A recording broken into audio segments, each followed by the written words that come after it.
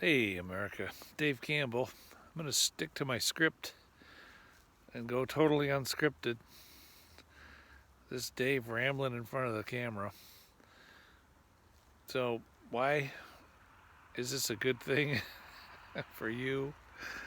Well, a lot of times, if you get ready to vote because it's voting day and you take a look at the candidates and you've seen the negative ad campaigns, that's about all you know about these people, right? Who are running for office. It's unfortunate. So I'm starting 2 years ahead of time. I'm putting down my thoughts about some of the deepest things that I believe that need to be addressed, like the stock system, banking, the issue of kleptocracy, um, some of the things that leaders are discussing and missing.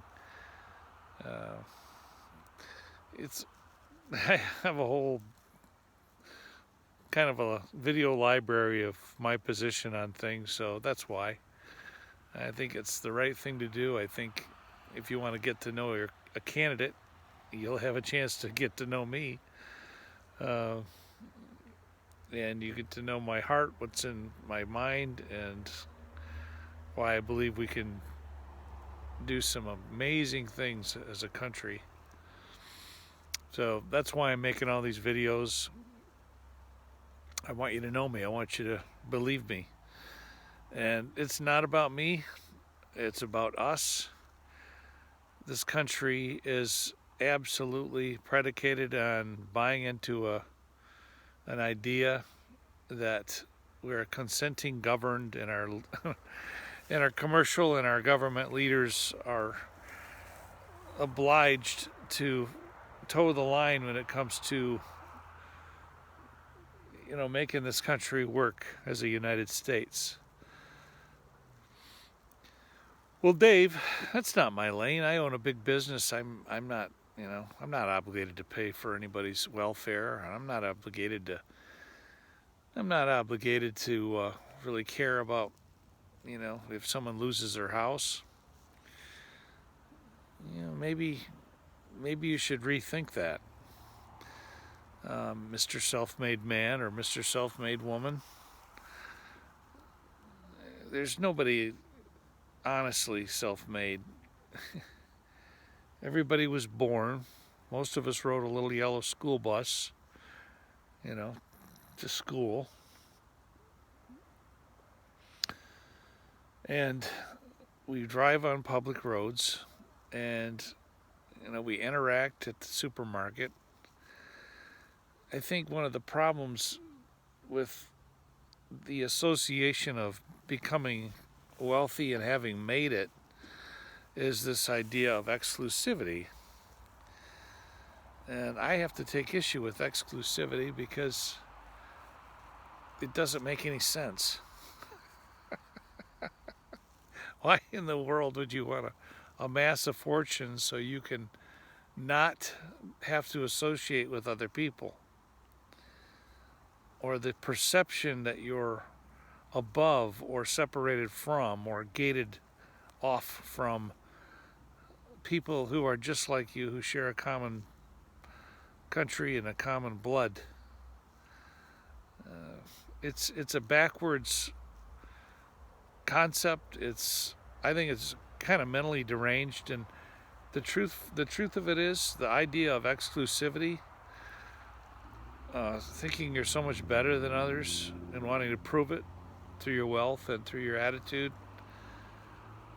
I honestly think that stems from people's perception of God in the Old Testament and the way our societies, no matter what country you're from, always look up to the religious leaders and religious figures, and the people with the knowledge and the wealth seem to amass advantages, and so this ancient perception of exclusivity kind of perpetuates, which is why I'm looking at also interjecting theology and doctrine into my teachings and my presentations, so that we can finally figure out that, ultimately the best place for the human race is to love your neighbor as yourself.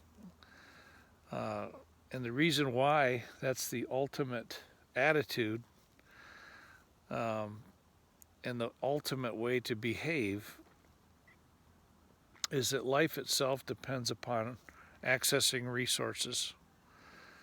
And the more people, the more that you know as a person, and the more that we know as a society and as a people, and the more we are friendly to one another and exchange knowledge that we've amassed, the quicker and easier it is to amass the resources that are necessary for life. And that's why I'm doing the regeneration model, putting together a core doctrinal approach that proves essentially that there's one process for all our disciplines to have arrived at what is true and what is false, or what works and what doesn't. So, and why would you do that, Dave?